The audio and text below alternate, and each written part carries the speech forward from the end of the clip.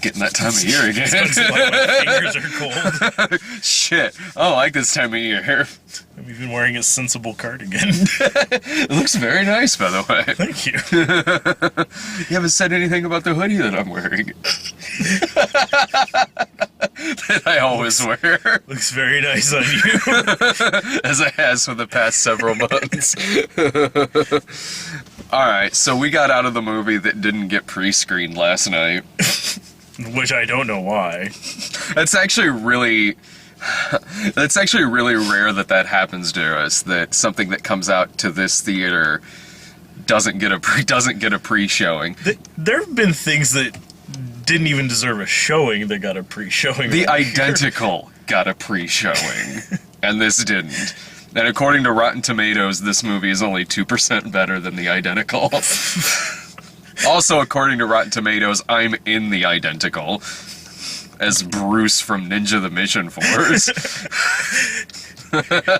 You can't see him in the movie because he's that good of a ninja. Yeah. Apparently, according to Rotten Tomatoes, I play a character named Ray Reynolds. I've seen the movie. I don't know who the fuck that character was, but apparently it was me. It's just like that movie. I didn't know that I had a twin brother who's in movies. Fuck. Well, like, usually whenever something doesn't get pre-screened, it usually means that it went to one of the other theaters. Like, sometimes that happens quite a bit. But actually, at this theater, the bigger theater we go to, honestly, I don't know. Okay, this movie's really stupid, but, like... We'll get to that. I honestly don't know why this thing wasn't pre-shown. It is not one of the worst things I've seen this year. Yeah, I have to say, as far as that goes, like, it's not the worst thing to come out, but the fact that it even got a showing in a theater is the surprising part. This is a Lifetime Channel movie. That says the word fuck twice, which apparently you can do that in a PG-13 movie now. You can say fuck twice now. It's to the limit. Yeah, we've come a long way. We've come a long way, America. Looks like we made it. Fucking left each other all the years. But yeah, this movie, seriously, like, I don't know any other way to put it. This is a Lifetime Channel movie. It should have been on Wii. It should have been on Oxygen. That is what we're dealing with here. Like, that has Idris Elba in it. It's like, oh man, we hooked a lead. Let's just give it that Theatrical. sweet mid-September release. A week after The Identical. It's just buried out there somewhere. Yeah, judging by the audience size, it might do alright over the weekend. Because this that was the most packed I've been at a movie in a while. It's the most packed I've been at a movie all week. Like, I've seen 4 movies this week. You've been here every day this week. Nearly, like... I've been at 4 movies this week, and this is the only one that had more than 4 people in it. We were the only ones that win the game stand off. No. Come on. Don't lie. We were almost the only ones at Dolphin Tale until this family decided to show up right before the movie started at 9:30 at night. Seems like a reasonable choice to make on a Thursday. I think I know during the school year. I think I know exactly why this movie was released to theaters. This movie is 100% designed for a very talkative audience. No. I want to see you dance around this more. Proceed. For a very talkative audience to yell stuff at the screen. Mm-hmm. Do you disagree with me? Let's just say that there were applause more than once during this movie. It is, like, characters in this movie seem to be written to intentionally do the dumbest fucking things for 80 minutes. Nothing makes sense. Yeah. Nothing. So that the audience It is designed for that to happen. It is designed for the audience to go, don't open that door, don't go in there, you shoot him dead. And that's what happened a lot at our screening. And I gotta be every chance the main character chick got, she ran up the stairs. Every chance. Leaves doors open. She was trying to figure out how to get away from him at one point. Yeah. And she's standing in a kitchen that has 2 sets of French doors leading out the back, and he's in the front. Mm-hmm. No, she walks around the kitchen island looking confused a couple times, and then runs back upstairs to a dead end in the hallway. You should have gone up there. And I got to admit, a couple of things made this a watchable experience for me. One, Idris Elba, and also the audience. Yeah. Because this movie's not good. Crowd. This movie's not good. This movie is total trash. It is a total junk food of a movie. So the audience was really into it. And the movie's not suspenseful. It's kind of funny. And the audience, everything is telegraphed from so far away. It is. And I really kind of love this audience. I really kind of... I really did. Half the crowd was like teenage girls. Yeah. And then the other half was just like 40-year-olds out for like a date night. Yeah. Who probably didn't realize their kids were 5 rows in front of them. I was sitting next to a couple of kids who were the talkiest ones in the movie. I'll get to some of what they said later, because some of what they said had to do with the movie's ending.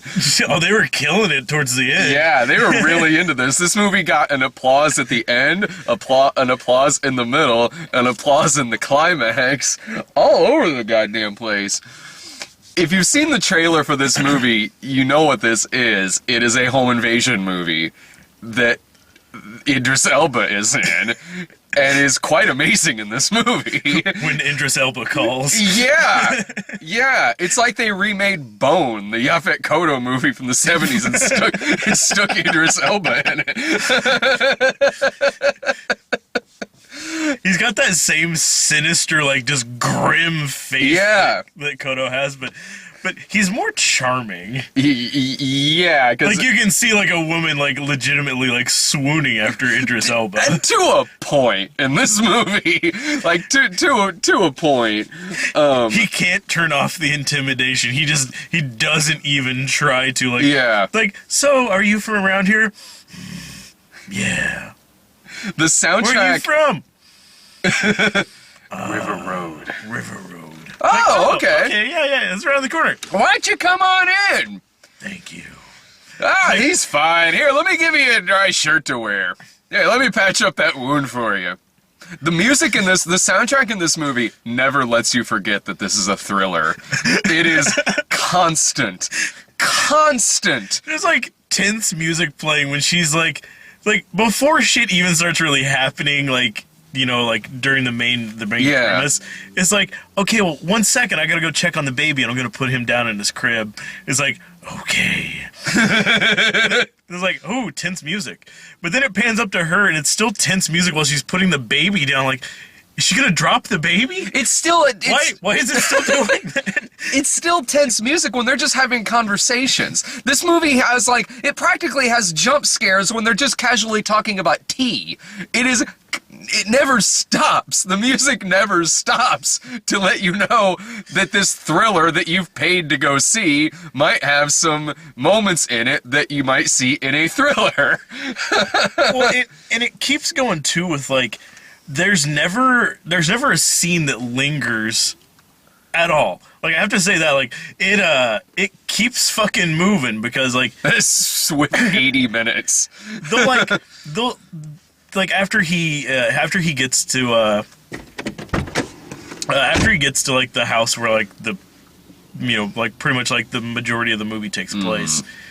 It's like, oh man, let me see about getting you patched up. And then, like, right when it's like, seems like there might be like a tense moment, like, and then in runs her kid, and then it's like, oh, okay, well, here, let me take her off this way. Yeah. And then it starts getting, you know, like tense again, and like they're having a conversation, and it's getting to that point where like it's about to get awkward in conversation, and like, oh, my car alarm, it just goes off all the time. I'm so sorry about that. Here, let's go run outside and do that. And then they get back inside, have like 30 seconds more conversation. It's about to hit that lull in the conversation again, and like also like the window blows open, and then 5 minutes later a branch blows through the window, and then someone shows up, and then like every like 5 minutes something happens so that it's not just two people sitting in a room. Even when the bulk of the movie really kind of starts when she sees that he's a killer, that he's there to do whatever, even then there's not 5 minutes that go by where she doesn't end up hitting him in the head with something. Good Lord. I'm surprised he made it to the end of the movie. He gets the shit. This is a home invasion movie where it's the villain that takes the brunt of the beating through the movie. She comes out of this like without a scratch on her. Yeah, I think at one point like he kind of throws her over a chair. Yeah. That's it. She stabs him multiple times throughout the movie. She hits him on the head several times with several different types of like objects. Glass, like a fire fireplace extinguisher. crates, fire extinguisher, like candelabras and shit. Throughout, this isn't just like in the last 15 minutes when he finally gets his comeuppance. No, this is constant through It's like the movie. as soon as it's like, oh my god, you're gonna kill me, sprays him in the face with a fire extinguisher, cranks him over the head with it, and then he rolls down a case of stairs. Yeah. And then he just walks back up like he's fucking Michael Myers. Yeah. He is. He practically is Michael Myers in this fucking movie. It actually even has the ending from Halloween in it. Yeah, it does. He gets shot 6 times, falls out of a window. It's the same shot. And then just like laying on the ground. Replace Michael Myers with Idris Elba in that final shot from Halloween when the body is there. I was waiting for him to just be gone. I was too. That would have been great. Like, oh my god, this is a new franchise they have now. Yeah, she beats the shit out of him, like, and is constantly doing things like constantly giving him the slip, like, you know, hits him over the head, he comes back up, like, puts a gun in her face, like, don't do shit like that. He's like, okay, I'm sorry, brick. You're like, She'll run into the next room, pick up the phone, and actually dial, hi, 911? Yes, there's a guy here trying to kill me. What's my address? Yes, here's my whole address. Okay, thanks, bye. Click. He comes in the room. What are you doing? Unplugs the phone. She just grabs, like, a letter opener, and just jabs him right in the fucking ribs with it. I'm like, God! Well, it worked out for him that he got the one house that still has a landline. Yeah. When was this movie written? 2 of them. They had a fax machine, too. Okay, now I'm serious. When was this movie written? Was this written in the late 90s? I will not be shocked if that's the case. This cannot be something that was written just like last year. And then she picks up the fax machine line. It's like, no one has that. Like, I get that, like, the guy's a lawyer and she's a former lawyer. But, seriously, a fax machine. That's another thing about this. Idris Elba, he's in prison for manslaughter because he was with his girl and they got in a fight because he was jealous and he ended up killing somebody else. But it turns out he's also probably a serial killer. They just couldn't tie him to any of the murders that happened. It's a really weird, like, you know, thing to throw out there. Like, they're mentioning, like, at the beginning of it, he's going to like a parole hearing. Yeah. And it's spliced in with, like, really, really terribly fake news footage. Yeah. And, yeah, they're mentioning, like, it's like, oh, manslaughter. But he's also been suspiciously linked to the disappearance of 5 young women. Now, the disappearance of these 5 young women, they keep going on about that. It's like, this is the kind of case that nowadays everybody would know about because of shit like HLN and channels like that. Everybody would know about this. Everyone would know about this fucking case nowadays. And so he gets denied his parole, and as they're driving him back to the prison, he ends up escaping. He gets the gun, shoots a couple of people, and escapes. And then he finds his ex-girlfriend's place, where he finds out that she's involved with somebody else. And this was actually the one scene in the movie that, I mean, Idris Elba is intimidating throughout this whole thing. He really does carry this movie. He really does save it from being like a total piece of dog shit. Yeah. And this was one scene in the movie that was actually pretty suspenseful. Because up until this point, other than when he escapes, you hadn't really seen him do any of the stuff that he was like accused of doing or what he's necessarily capable of with seeing it with your own eyes. And so it's pretty intense when he's kind of flirting with his ex-girlfriend and she's saying she's going to go along with him, but she's obviously scared. She's obviously telling him what he wants to hear. Yeah, it's like you waited for me, right? It's yeah. Like, yeah, because you love me, right? Yes. Yes, baby, I love you. And this scene ends with him basically snapping her neck with one hand. Oh, God. Yeah, he grabs her, lifts her up off the ground, and is just choking the life out of her. Then is, like, it's PG-13, luckily, and also barely.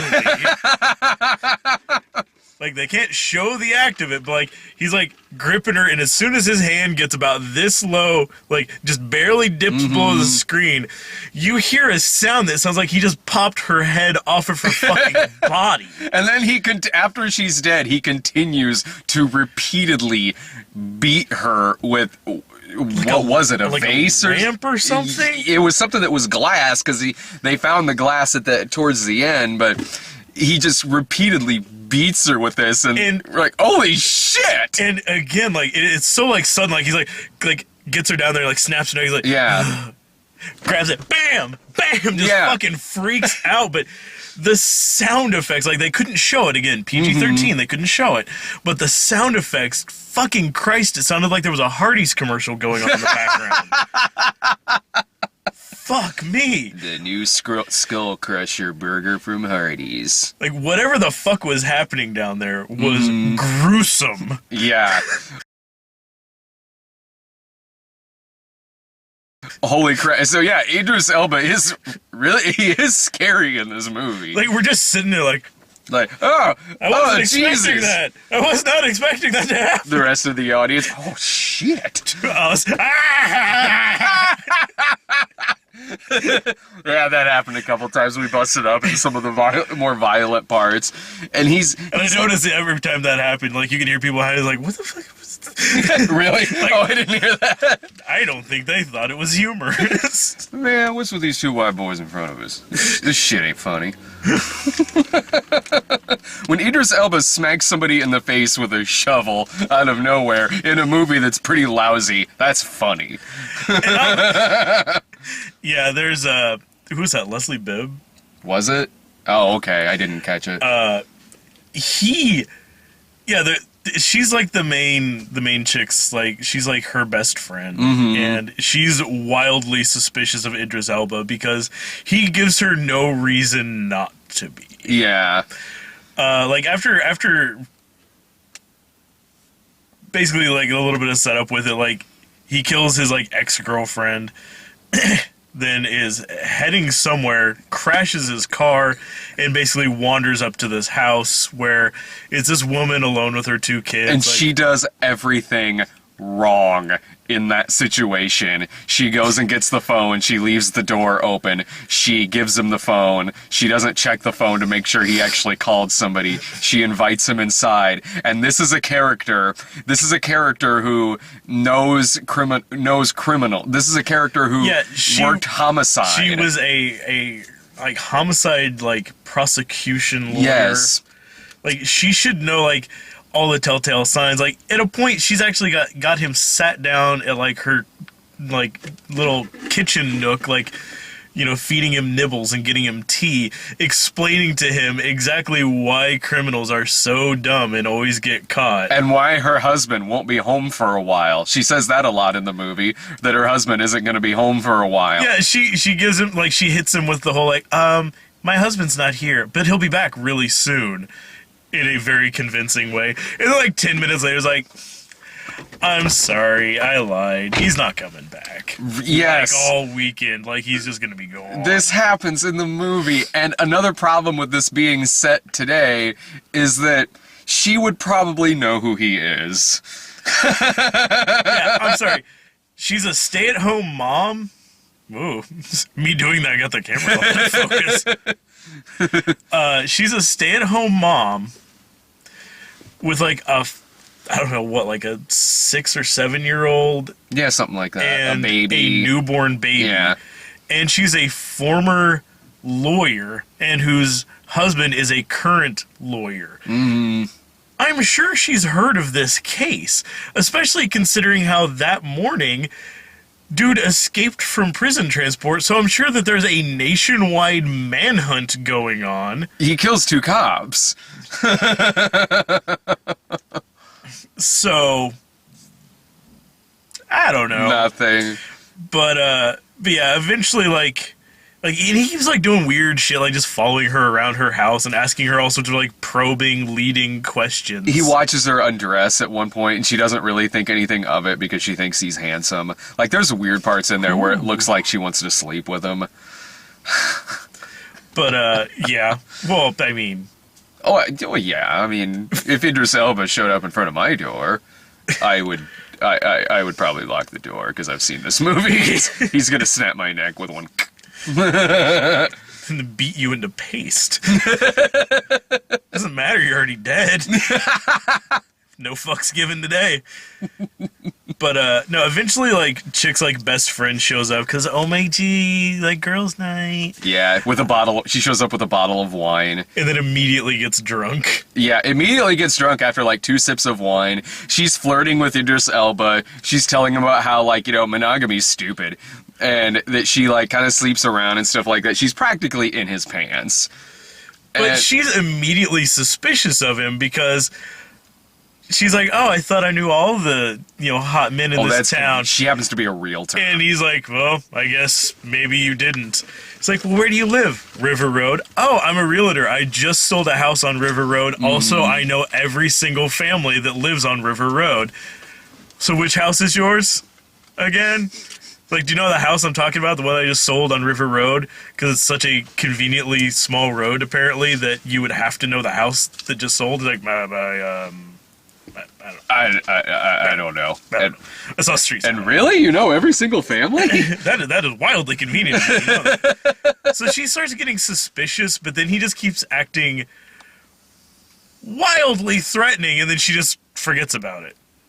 Yeah. It's like they're like sitting around just having wine and giggling, and she's talking about how basically like she would like fuck the shit out of him in a moment's notice. And the whole time, like, he's sitting there just making like crazy faces, like just sitting like. She's like, so where do you live? Why are you trying to stalk me? Oh, you wish. But he's making faces like that, and it's showing like, like in the back and forth shots, like the main girl, like she's just kind of sitting there like giggling, and it shows the friend, and she's like, and the music, like, the music is faces like that's weird. Why are you like? The sinister music is playing throughout all of this too. But, like, she keeps like having concerned face, and then it's immediately followed by like back to him, still doing that, and then it cuts back to her. She's like, wine is great, isn't it? You need it. He chugs the glass of wine. He chugs it, and they're like, well, you need some more. Trying to take advantage of me? I don't know. Give me your cup. Glug, glug, glug, glug, glug. Then they go out to the garage, where the first thing that he says, which is actually a decent lie, because throughout the rest of it, he is acting really sinister, but then he starts talking about how he and the main girl in the movie are actually having an affair together and stuff like that, and he says it rather convincing. It's the one time in the movie where, like, if you didn't know he was lying, you'd probably buy it, but that's the point where the blonde girl, the friend, instantly calls him out on his bullshit. Yeah, because she's like, so, do you know each other? And he's like, it's like, oh my god. He's like, well, it's like, you're sleeping with her, aren't you? He's like, yeah. Like, he never says a fucking word. He just keeps going like, Like, smiling and shrugging. What are you gonna do? Like, he let her craft her own lie, and then he just rolled with that one. Oh, yeah. It's like, oh, yeah, no, we're totally banging. Like, I crashed my car and I came straight here. You know why? Because I know that her husband's not home, and I'll use his name, Jeffrey, so that you know that I know who he is. She's like, no, bullshit, no. She would tell me. It's like, well, we've talked about that, too. You're kind of out of the circle of trust. It's like, no, even more bullshit, because she would absolutely tell me if she was sleeping around on her husband. So, shovel to the face. So, yeah. She looks the other way like, I'm going to get to the bottom of this. Hey, Terry! And he grabs a shovel, and I'm sorry, with the suddenness of the shovel and the fact that she flies back like 10 fucking feet. If this was in a fucking like goofball like comedy, like that, like it was like the amount of impact and someone like whoa, like flying 10 feet like that, like perfectly suited for like some kind of like screwball comedy. Yeah, which is why we're in the audience like Like, it's the sort of thing, like, I've seen in, like, probably half a dozen, like, Adam Sandler films and shit like that. Yeah. Somebody's cracked in the head with a shovel, they go flying back, and they're just sitting there like, oh, what'd you do that for? No, she's dead. She's fucking dead. Like, he almost knocks her fucking head off with this shovel. Oh, yeah. You only see her once through the rest of the movie, and it's just her bloody corpse on the ground. You can't show her bleeding, but you can show her laying in a massive pool of blood that leads up to her. Yes, that's okay. You can do that. And that's around when... I don't understand the MPAA. I don't. I mean, I guess in this day and age, this is a PG-13, but, I mean, what... I can't... It shows everything just except for her face caved in. Which it would have to be. I mean, it would just have to be. It would have been funny if she showed up at the end with just like a broken nose. Although, she does get replaced at the end of the movie. She gets replaced because the main character has a new white friend at the end of the movie. Yeah, at the end of the movie, like, she's living in a new house, and, like, she's, like movers are, like, moving boxes, and she reaches into one, and it's a photo of, like, her and her best friend, like, It's like, oh, the good times, puts it down, and then a different blonde white girl walks out of her house like, hey, I'm gonna take the kids for a walk. She's like, that's great, come on, let's go. Does she just keep a bunch of them in a box in her basement? I keep a bunch of white girls in a box in my basement. Not me, man, Burnett. You know, when I say it sounds really creepy. No. Hijinks. Yeah, the last time we found a girl in a box in your basement, it was a heroin addict. Yes. She snorted all of my heroin. And started talking to my VHS tapes. And killed Admiral Crackers for like 10 minutes. That was part of a thing in case you never saw that. And you're like, what the fuck? What in the fuck are they talking about? They found a junkie living in the basement? Yes. Along with Carl Copenhagen. It's part of a whole thing. This little thing called demo reel, perhaps you've heard of it.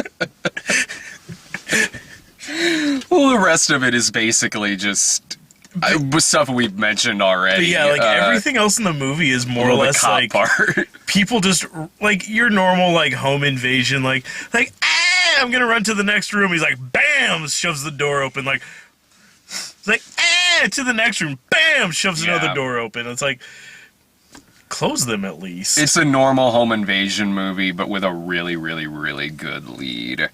It is. I mean, because I can't say whether this movie is any better or worse than some of the shitty home invasion movies I've seen the past couple of years, whether it's the first Purge movie or Trespass or something like that. But this one, if those other movies had Idris Elba as the villain in them, it instantly would have made them more watchable. And that's kind of the case here. This movie is as standard as it fucking gets. but they happen to get a really intimidating person to play the lead.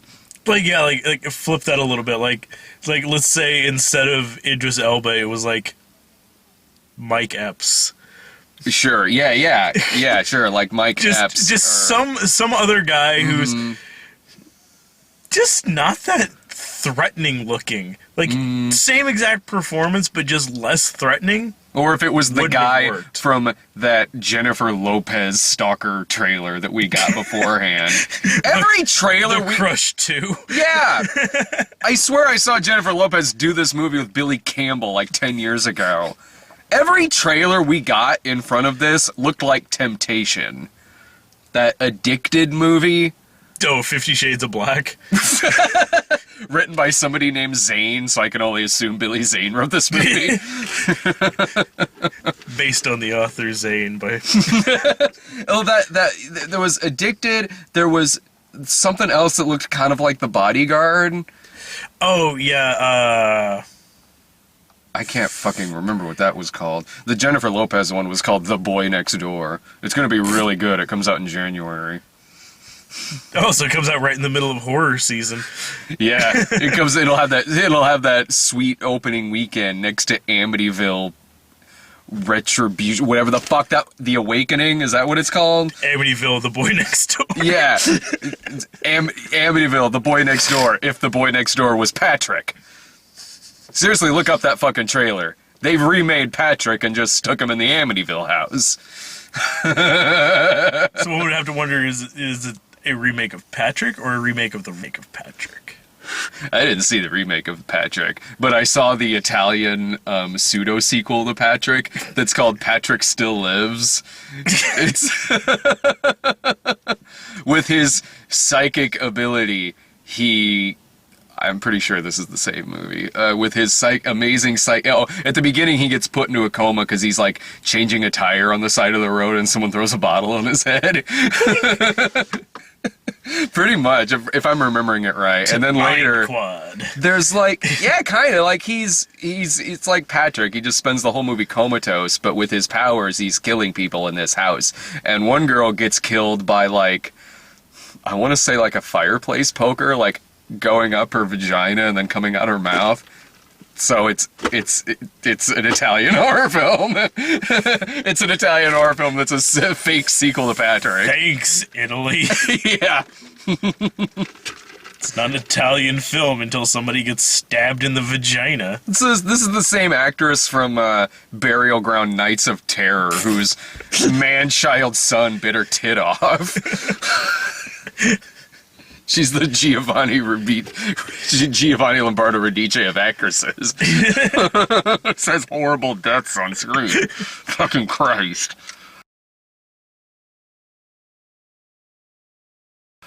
Well, there was the cop part. The cop part was I liked it because I had to piss so bad. I missed the climax of this part.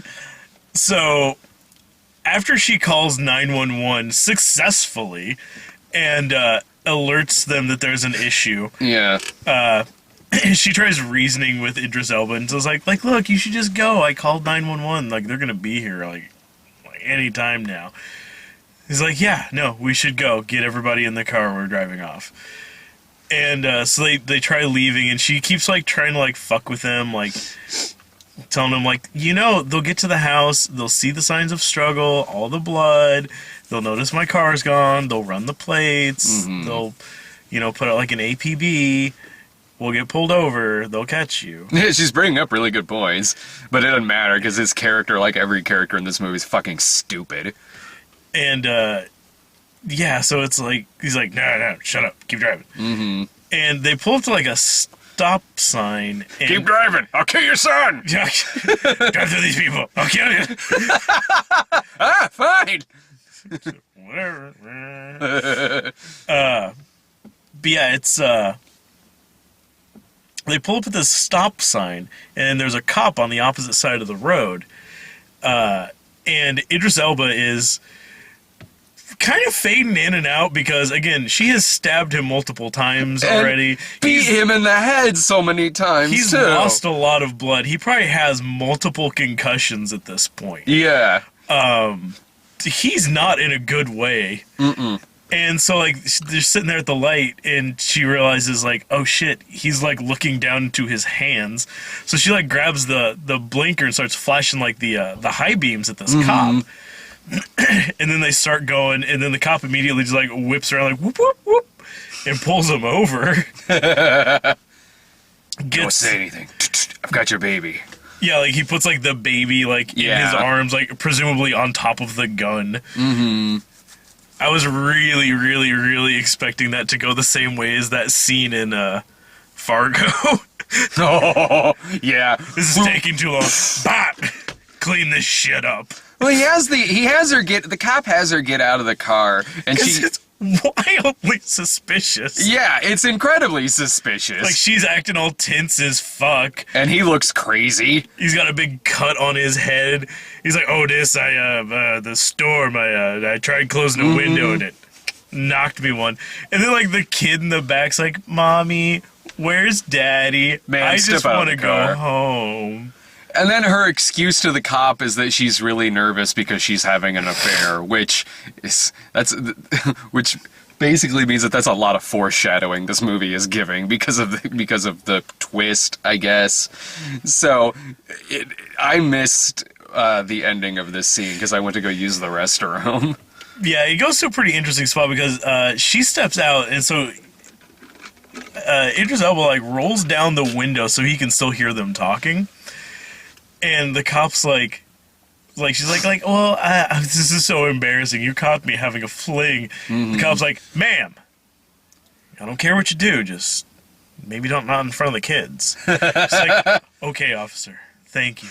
It's like, but, like, for real though, is everything okay? She's like, I can't really talk. He's like, I understand. Ma'am, I hope you have a nice night. Don't move. Dude starts reaching for his gun. All of a sudden, Idris Elba just blasts the car door open, wheels around, and just bam! Shoots the cop just dead to fucking rights, right in the chest, knocks him down.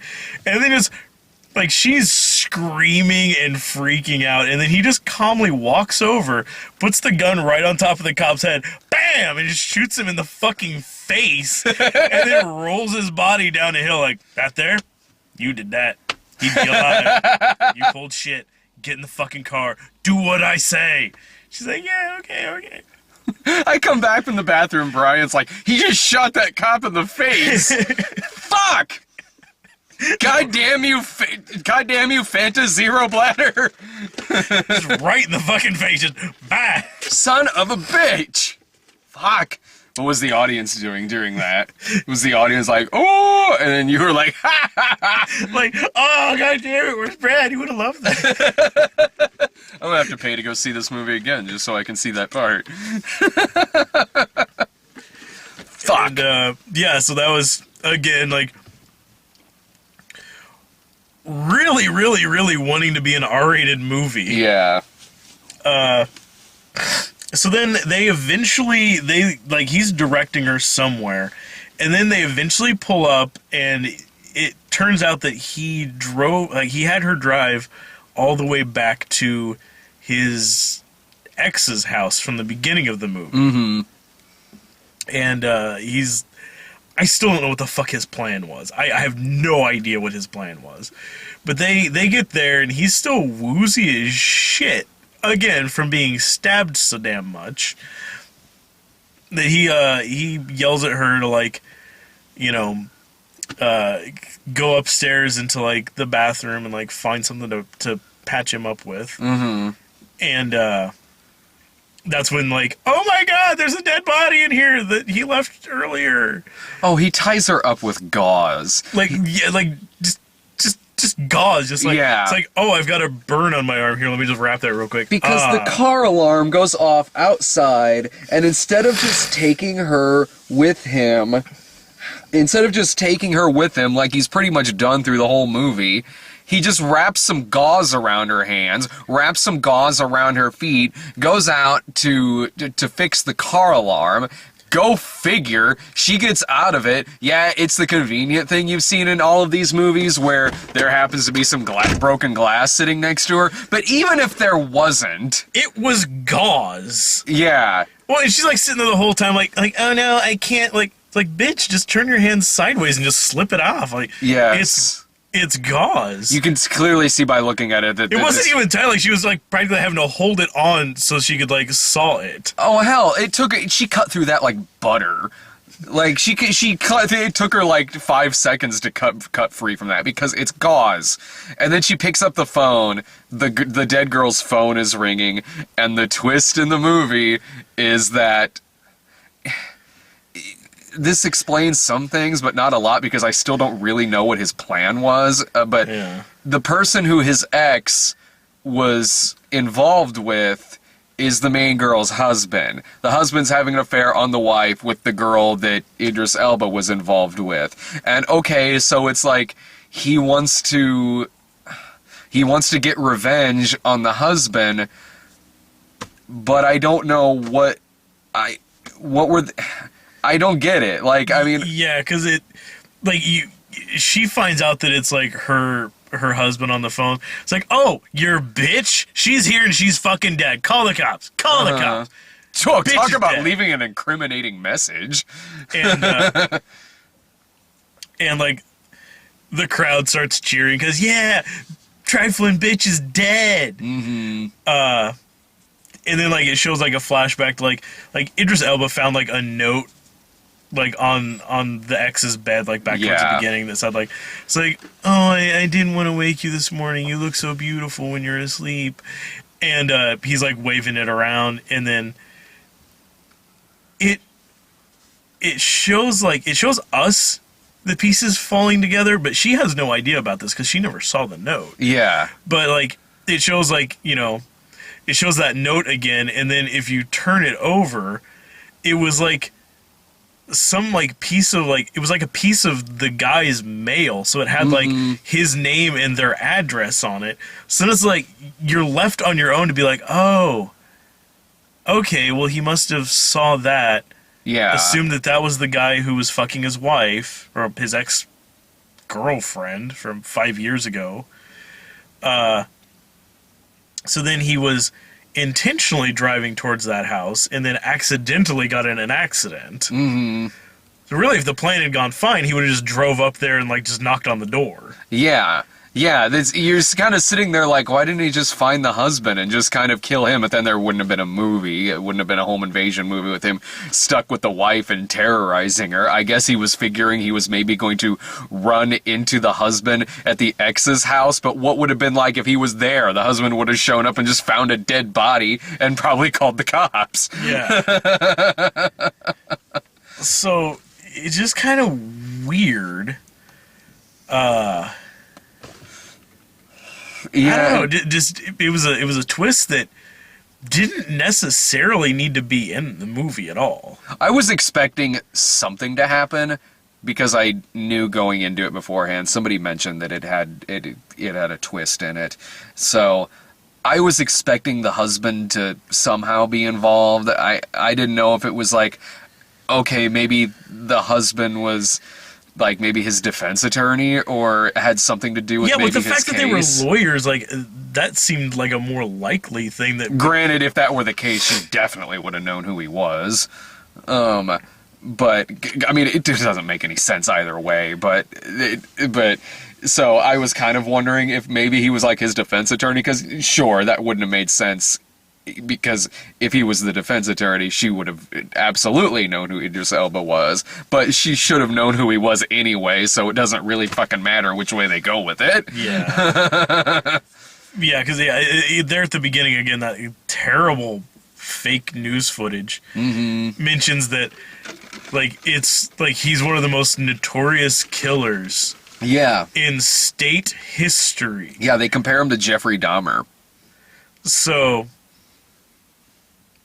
you figure she'd have at least an inkling of it.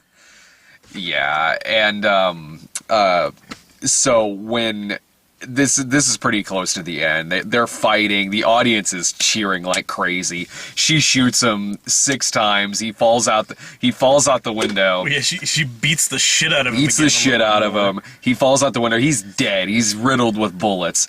And then the audience. Terrible shot. I'm like, yeah, she's like the crowd starts like cheering because she gets the gun and shoots him, but then it goes like a front shot and she just like nipped him in the shoulder. I'm like, oh, she's a terrible shot. And then she just stands up and puts the gun like right next to him and just keeps shooting him as he's like staggering out of the room. She's just chasing him forward with the gun, shooting him. I'm like, all right, well, I guess you don't have to be a good shot from 5 inches. That basically makes sure that you don't move too far from here and you'll be good. What's the boogeyman? As a matter of fact, Idris Elba was. So, and then once he's dead, the cheating husband's name in the movie is Jeffrey. And once Idris Elba's dead, the loud girls sitting next to me were like, oh, now she needs to beat that Jeffrey's ass. Or something like that. They're going, oh, now she need to leave that Jeffrey. She need to beat his ass. And so, yeah, like, Jeffrey shows up when the cops are there. Yeah, it cuts to the usual sort of like, you know, end of Halloween, all the cops are there. End of Die Hard, suddenly there's like cops and ambulances everywhere. Like, it's that. Like, he just fast tracks it like 2 procedural hours. And, like, she's sitting there, like, on the front steps of this other person's house, like, looking after her kids. And, like, the husband gets there, like, the cop's like, hey. He's like, no, that's my wife. Like, okay, well, then come on into this open crime scene. Yeah. And just walks up there and is like, babe, I mean, it didn't mean anything. It meant nothing. Like, it meant absolutely nothing. Like, she's still got, like, blood all over her face. It's not what you think, okay? It's not what you think. And then she just fucking It's like, remember that old song by Shaggy? I mean, it wasn't me. That's practically what he says. You had a fucking phone conversation with her. It's the kind of thing that somebody says, like, in, like, I don't know, in, like, the high school movies when somebody gets a message from another girl and they're like, oh, baby, come on, it isn't what you think. I can explain. Only that, but at a crime scene. With your kids there and, like, dead bodies and shit. Instead of asking, like, how are you? Are my children safe? He's like, okay, well, first things first. I'm in the clear here, all right? I just want to get that out there. She took advantage of me, okay? In fact, I should be talking to the cops. Gonna pull a disclosure on this one. So she decks him. Male rape, it happens. She decks him, and he falls back, and the girls next to me are like, oh man, the MMA ain't got nothing on this girl. They were cheering more for her decking him than when she killed Idris Elba. Yeah. And honestly, it was the end of Die Hard. Yeah. Did you get that?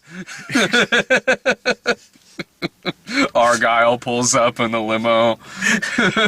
No good deed 2. They're stuck on a plane. I cannot be within 500 feet of this woman. They just remake Red Eye.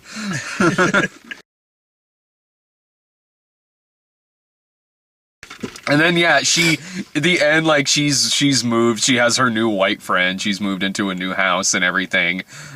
Pan up to a shot of LA, I guess. The end. Really, really long lingering shot on like the cityscape. I'm like, is something supposed to happen? This is the kind of long lingering shot that you see in some movies where it's like, oh, it'll pan up and it's like post-apocalyptic. The twist is it's been LA the entire time. Now the real nightmare begins. This movie's weird. Turns out she moved into the heart of Atlanta right in time for The Walking Dead to start. Yeah, it turns out this has all been in hell and the whites of her eyes are showing. They're all blind and they're zombies. Well, and at random times, too, during the movie, like, it would suddenly go slow motion. Random. For, like no reason. Like, at one point, like the scene where he's in her house and, like catches her, like, changing clothes, and she's like, oh, whatever, I just won't finish changing clothes now, and just walks around in like a tank top for like the rest of the time. Mm-hmm. A white tank top that gets wet quite a bit. It's okay, he's not into it. Like he literally like has her strip down at a point and like turn around and like, you know, show him the goods. She's like, please don't do this. Like, don't fucking flatter yourself. You wish. It just walks off. I'm into girls who look like Olivia Munn. Kind of who his ex looks like. But yeah, like there's a scene like when she's changing clothes before like the sinister shit really starts really happening. Like, but the sinister music is playing. Her friend is like knocking at the door, and like she's like just walking through a hallway and like rounding a corner. But as she's rounding the corner, all of a sudden it starts going slow mo, and she's like, yeah, it's the kind of shot it would do, like, if she just found out that he's a bad guy. But that's not the case. This is way before she finds out that he's evil. Yeah, so. like while that's happening, like, I kept expecting to see him, like, because it's like you're seeing, like, the full extent of this hallway, and she's, like, at the very, like, front of it, rounding a corner. Like, you expect to see him, like, way back here in the back, just, like, suddenly just, like, like, step around the corner and, like, linger or something. Grab her hair, pull her back into the room or something like that. No, that doesn't happen. They do it again towards the end, too, just randomly. Yeah, like, after she, like, decks out her husband. Yeah. And, like, she's, like, walking back up the steps to, like, sit next to her kids. Like, as she's going, like, she takes a few steps, but then as she starts going up the steps, it's so the audience has enough time to applause before more dialogue starts. But yeah, it's just suddenly slow motion. Like, why does this keep happening? Like, it's not a tense moment. No. And it wasn't either when it did it earlier, too. It's just like... It was just confusing. It was the kind of thing you would see in The Apparition. Yeah, it was like, I was sitting here like, I feel like I'm not seeing something. Yeah. Because it's going slower, so obviously there's something. Is there some foreshadowing that's happening? Oh, it's foreshadowing the fact that she'll be running later. I get it now. It all comes around now. That makes sense. Would you recommend this?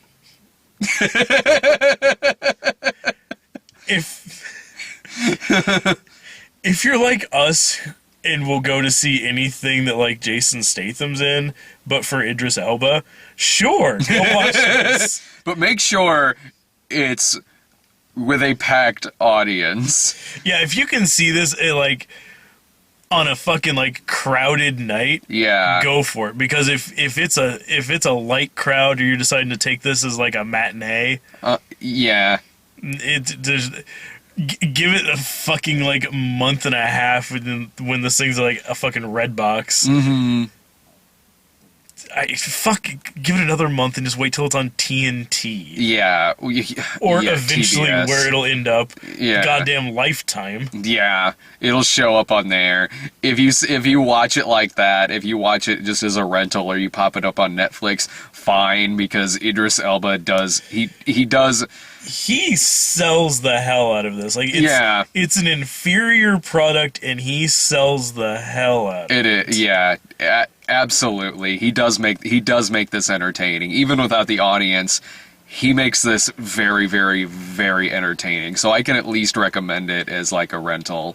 Yeah, he carries this entire film. Yeah, like we were saying earlier, if it was anybody else, it would not have been watchable. No, and it is only 80 minutes, so it is short. It's very, very short. I don't know what it says that this is the better of the 4 movies I've seen this week. But all it means is that you've seen 4 bad movies this week. Yeah. And this was the least worst. So if you want to see it in the theater with a big audience, I get it, because that certainly did make it more entertaining. It did get you kind of invested in the movie a little bit more, or at least the experience of watching it. I mean, it didn't make it intense, but it made it pretty fun. I certainly wouldn't shell out top dollar prices to see this. Go to a theater that the prices aren't quite so high. Like maybe like here in our town we got Showplace 8 like on the other side of town. If you have the really good theater and then you have like the one that has like 2 screens, go to that one to watch it. Yeah, go to that one and see this because this. If you've got a second run theater in your town, give it a week, it'll be over there. Yeah, absolutely. I would be surprised to still see this one here next week. Oh, yeah. I mean, that's just the kind of movie that this is. I mean, it's like enjoying a bad Lifetime movie with a much better actor in it. But the substance itself, it's like enjoying something like that. Like, the movie where Mark Paul Gosselaar played a rapist. Or, like that fucking movie. Didn't Rob Lowe play like fucking Drew Peterson in one of those fucking movies one time? Probably. Yeah. I was still waiting for that one where fucking Ben Affleck is basically playing Drew Peterson. I'm really looking. We got a trailer for that. Gone Girl, the new Fincher movie. That looks really fucking good. Which I don't say that often for a movie that's got Tyler Perry in it, but it looks really, really fucking good. Well, and by the sound of it, they got his voice double back. Mm-hmm. Not only do you have Tyler Perry back in this movie, but also his voice double from Alex Cross also seems to be in it. I want to see that. That looks good. We got the trailer for that. We pretty much talked about the rest of them. I can't remember what other trailer we got. That one with Robert Downey Jr. Yeah. Yeah, they decided to give us the whitest trailer they possibly could have put in front of this movie. The Judge. Yeah, we got The Judge in front of this. Which I hadn't seen a trailer for that before. Like, it looks like it'll be a good movie. It doesn't look like it's gonna exactly be like my cup of tea. Like I'm not like ooh, I call dibs. It's a court. Yeah. Dibs. I'm sorry, were you saying something? Snapping fingers, man. You heard it. I heard it. Yeah, I'm not exactly calling dibs on that one, but it seems like it'll be a good movie. It looks like a courtroom thriller. It looks like I want to guess that that's a movie that is probably maybe slightly better and less formulaic than the trailer lets on, because the trailer just simply makes it look like it's a decent courtroom thriller that you probably would have seen like in the early 90s. But given the cast that it has, Billy Bob Thornton, Robert Downey Jr., Robert Duvall, all these people, I'm wondering if it's better, or at least maybe a touch bit more unique than the trailer is letting on. Yeah, I mean, it's got such a fucking good cast to it that there's got to be something more to it. Because yeah, I mean, the trailer looked like kind of like your normal, like... Yeah. It's like, oh, I'm at odds with my dad, but he was a judge, and now he's, like, up on, like, a murder rap. Yeah. Which they were really downplaying, that part. Yeah, the fact that he's on trial for murder. He's just got to patch things up with his son first. Yeah, like... The first part of the trailer was making it seem like it was one of those kind of movies on par with that new Jason Bateman one that's coming out. Oh, yeah, the family one. Yeah, guy who doesn't get along with his family going back after the death of one of their parents. This is where I leave you. I think that's what it's called. Yeah.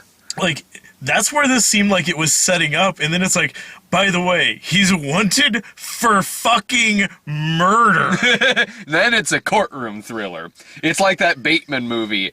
If halfway into the trailer for that, one of them kills Jane Fonda. Yeah. That's coming out like in October. And we got the Kevin Hart movie where it's like I Love You Man, but with Josh Gad and Kevin Hart. It's like Hitch, but he's already, Yeah. Yeah, it is actually. crossed with I Love You Man, because he needs a best man for his wedding. It looks, I don't know if it'll be any good or not, but I'll say this, judging by the trailer, it's one of the few times where Josh Gad did not fucking annoy me. He looked like he was playing it like, I don't know how straight he plays it in the movie, but straighter than he usually plays his kind of Jack Blackish characters. Yeah. Like, compare this to that fucking 1600 Penn show that he was on. Oh, yeah. Where he was like Bluto Jr. or anything else I've ever fucking seen him in. He looked like he's actually kind of tolerable in this movie. Actually playing a character and not Josh Gad. Or Jack Black. Yeah, kinda. Yeah. That looked... I actually chuckled a couple of times at that trailer. I mean, I'm usually leery of most things that come out in January, but I laughed a couple of times at that trailer. The audience was really into that trailer. Yeah, I don't know, like, I like Kevin Hart. I like his stand-up. I even liked that Real Husbands of Hollywood, or whatever the hell that show was that he had for a little bit. Oh, yeah. And I like him as a supporting actor, but the couple movies I've seen where he's, like, a lead character, I don't know, like, it seems like it's fallen back too much on, like, you know, him doing, like, stand-up style shtick to try to carry the thing. Like that one that came out here a while back, that ride-along. Yeah. That could have been anybody in that movie. It just happened to be Kevin Hart. This movie, like, he's certainly a fast talker in this, which, I mean, yeah, you'll have that with Kevin Hart playing most Anything. characters that he plays in his movies. Well, because it doesn't matter what character he's playing Kevin Hart.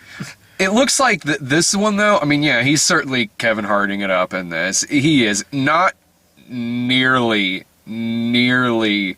to the extent of that fucking Think Like a Man 2 that Dave and I went to go see. Yeah. Like, he is, in the trailer for this, he's subdued as shit compared to Think Like a Man 2. Maybe somebody actually told him to dial it down a little bit. Yeah, and that's just comparing it to the other, because that's the last thing that I saw him in. But I mean, sometimes it can work. I mean, like, that About Last Night remake, I actually quite liked. I mean, when he has some good lines, when he has good material to work with, he can usually do this, especially like About Last Night, where they got to kind of ad-lib and stuff like that, and they had him and Regina Hall kind of bouncing back and forth with each other, and some of that worked pretty well. But then you have Think Like a Man 2, where he's playing stereotypical Kevin Hart and also narrating it. So you have scenes where people are just having a conversation, and then his loud-ass narration coming in, going like, "Now you see here, folks, what they're talking about is, Are you here? I was watching the movie already." God fucking damn it. I think, I've already pretty much said my final thoughts about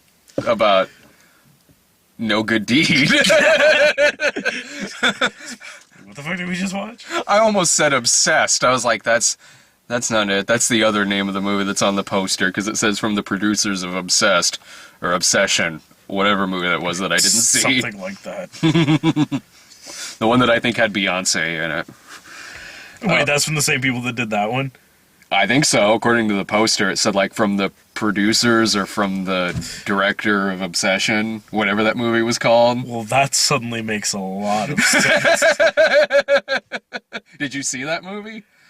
I've only seen a little bit of it, because Letty and her sisters really like that movie, because that movie ends with like a sprawling, like 10-minute long, like, fight scene. Yeah. Between Beyonce and like Ali Larter or somebody. Yeah, Ali Larter plays, I believe, the villain in that. Yeah. And it is like the fucking fight scene at the end of that is like watching the fight scene with like Rowdy Roddy Piper and Lou Gossett Jr. at the end of fucking They Live.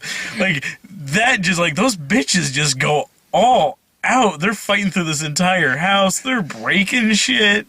Is this another movie that seemed like it was designed for an audience to yell at the screen and applaud quite a bit? It was a movie for people to applaud and be like, shit, yeah, Beyonce. Fucking Bae the baddest. Now I really want to see this movie. I gotta see this fucking thing. If it's some trash like this movie was, why the fuck not? Well, because, yeah, I mean, it seems like that's basically the gist of that one. Trifling man, long fight scenes. Mm-hmm. Yeah, basically, picture that fight scene, but if she had just been beating the shit out of Ali Larder for the whole time. That is how that movie ends. Then Idris Elba comes in and smacks her in the face with a shovel. She's also blonde. This is reaction. Fuck. Next week is Maze Runner. That's a Sarah movie. Based off a book. It's based on a popular book. Maze Runner, and I think Walk Among the Tombstones, the Liam Neeson movie. Okay. That looks good. That one with that really creepy trailer. Yeah. It's like, tell me what you know. It's like, jump. Yeah. I really want to see that. The movie looks like Serious Taken. I tell you what, I kind of want to watch, though. I was reading some more stuff about it earlier that, it's not often you'll hear me say that new one that has Channing Tatum in it and Steve Carell. Oh, Foxcatcher. Foxcatcher. That looks really fucking good. Oh my god! Like I was reading a little bit about it. Like, like they're pretty much saying like it's like yeah, this isn't a horror film, but good Christ, is Steve Carell one of the most terrifying characters you will ever see? I'm like, I saw that trailer and was like, well, he's gonna get an Oscar for this. seems like deservedly. Yeah, I don't know when that comes out. That's making like the festival rounds right now. That looks really fucking good. Yeah, I happen to be reading some stuff about it. Yeah, I think it was playing in like the Toronto Film Festival or something. Nice. Like this week or something. I'm sure it's gonna come out around like award season, November, December. I don't think it'll get this sweet early September spot. Opposite the identical. I'm telling you, dude, you gotta see this movie. Everything you were telling me, just I kind of want to now. Last night at the theater, they were practically giving posters away for it. They still are. When we were going in there was a pile of them, like this thick on the fucking countertop. Just take them. You didn't take one? You should take Letty. They'll still have some next week, I'm sure. You should take Letty to it and tell her that you heard it was really good. You know what that gets me? Nowhere. When I say, oh man, we gotta see this movie, Brad said it was really good. No. That immediately sets her on like, okay, well, I know it's not good then. No, don't say that I said it was really good, because that'll just be giving it away. Say that, like, I heard from critics that this is like Oscar gold. It was like when Nick... I'll try to spin it later, like, it's like Oscar Gold, like, oh, I said Oscar Goldman. I was thinking, thinking of the $6 Million Man. It's like when Nick put on Nuki for his kid, just to wait to see how long his kid would ask him to shut it off. That is sound parenting. How long did he make it? He got about 5 minutes in and just started playing with his toys. I think Nick shut it off after about 20 minutes.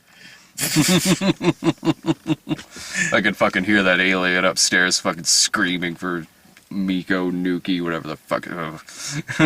I'm glad he shut it off. It was starting to make me mad again. Nick, turn it off or I'll assume you don't love your son. Tell it off or I'll call the cops. See you next week.